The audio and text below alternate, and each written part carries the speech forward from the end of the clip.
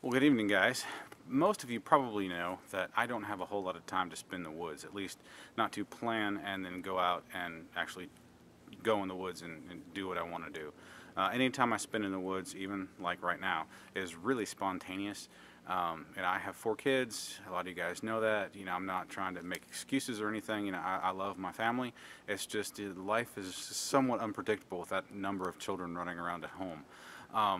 And what I wanted to do today is kind of highlight a piece of gear that really makes my life a lot easier to be spontaneous and just pick up and go to the woods as opposed to having to, pack a backpack or, what have you.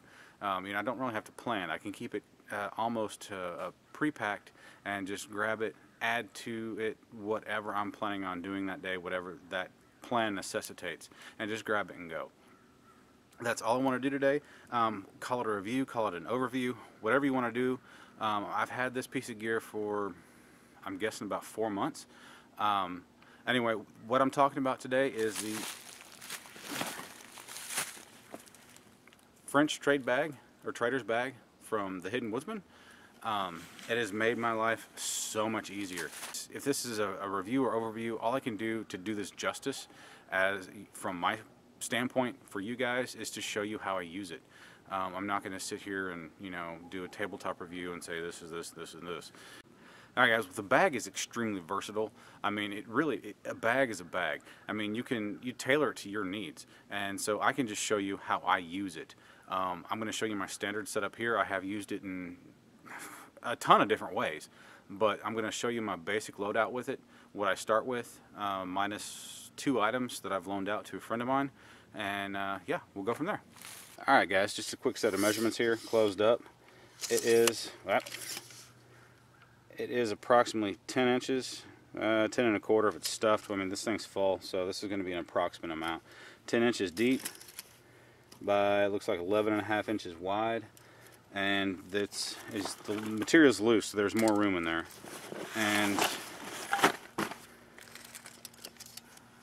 looks like about 6 inches wide this way, but again, like I said, I've got stuff in there. This could fit a decent amount more. Let's get this off here. Alright, I'm just going to show you what my basic loadout is. This changes with what I'm doing. Prop this up on my leg here. Just a Stanley cup, little Gransford Brooks hatchet, bank line, paracord, Laplander saw, bow drill set just for playing. You guys know my love for friction fire.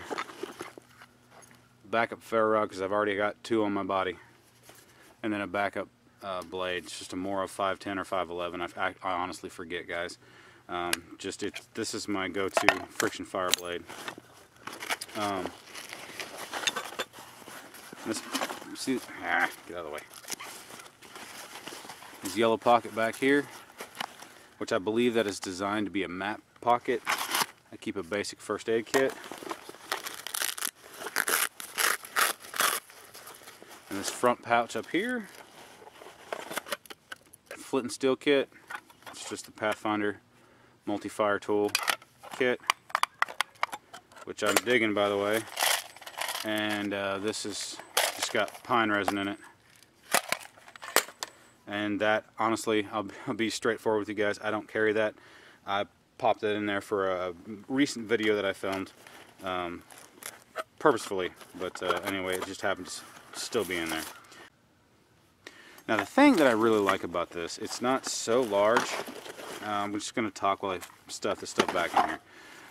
The thing that I like about this, it's not so large that it's cumbersome, that it's, the size is a hindrance to actually carrying it with me, but at the same time it carries more than just what I need. It's not a minimalist kit by any means, but at the same point in time, it's not so huge that you're like, you know what, I don't want to carry it because it's heavy.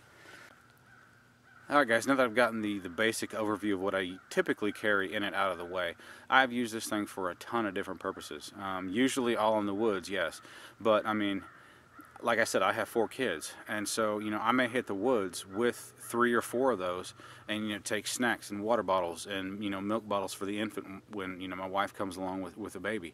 I've used this on my, you know, very small amateur trap line, you know, with a couple spare traps and bank line, and, you know, a few other things that would, you know, one would typically carry when they're maintaining a trap line.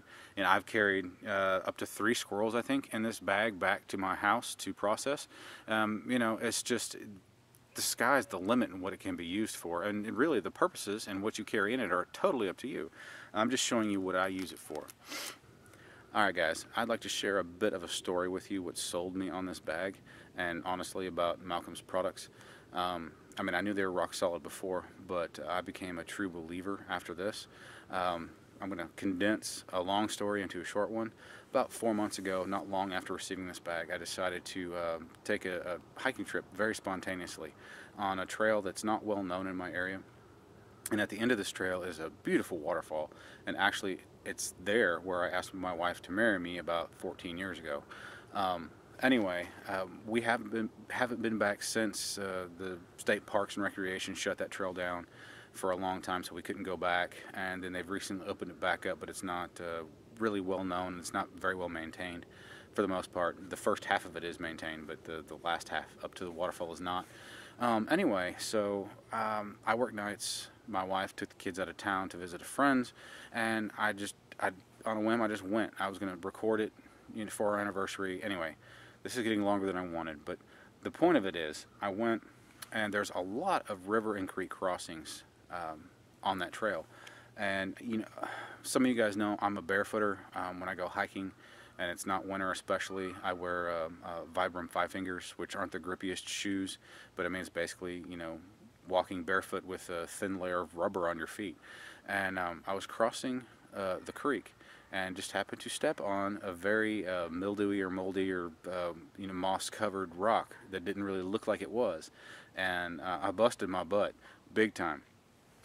And I had $600 worth of phones and camera equipment in this bag, and the Cordura that this is made out of, it is water resistant or waterproof. I forget what Malcolm calls it, but I was fully submerged up to my chest, and the bag, it was hung over my shoulder, and it was buoyant. It stayed on the top because there was air inside.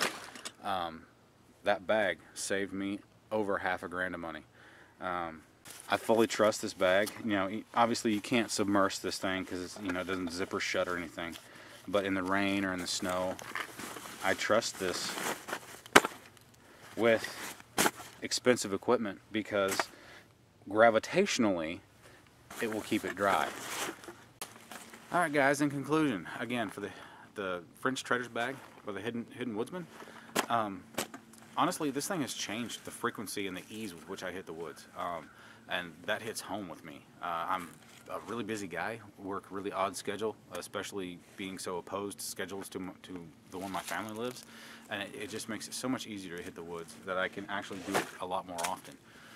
And because of that, you know, like I said, it has clocked miles and miles and miles with me. It's gone hither, thither, and yon, and you guys heard the story if you stuck around for that part of the video.